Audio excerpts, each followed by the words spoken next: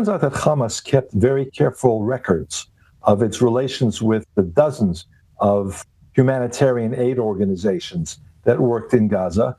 We're talking about documents that covered the years from roughly 2018, 2019 through just before October 7th.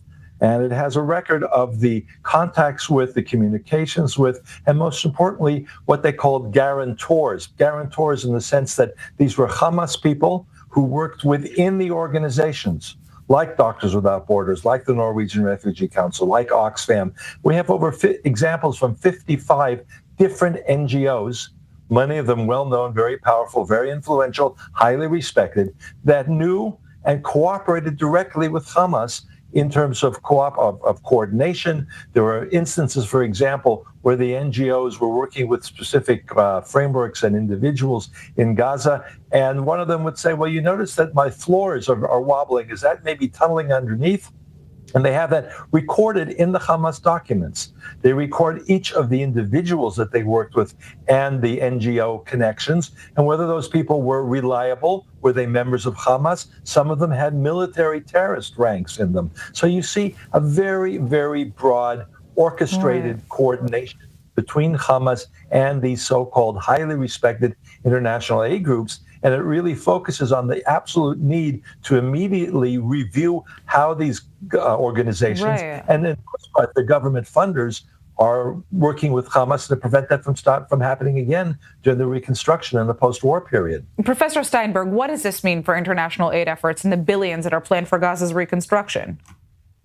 I think the big question here is whether it's an industry. It's a multi-billion-dollar aid industry. Just to give you some examples, the organization Doctors Without Borders, Medicine Sans Frontières, has a budget of $2.4 billion. And Oxfam has over $500 million. Huge amounts of money.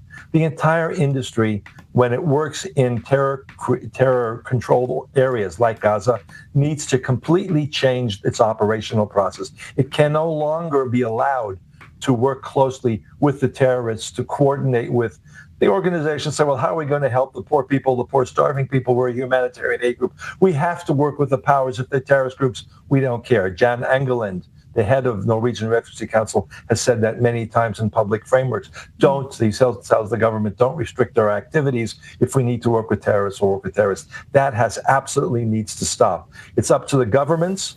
Many of these, or in fact, I think almost all the organizations get very significant funding from governments.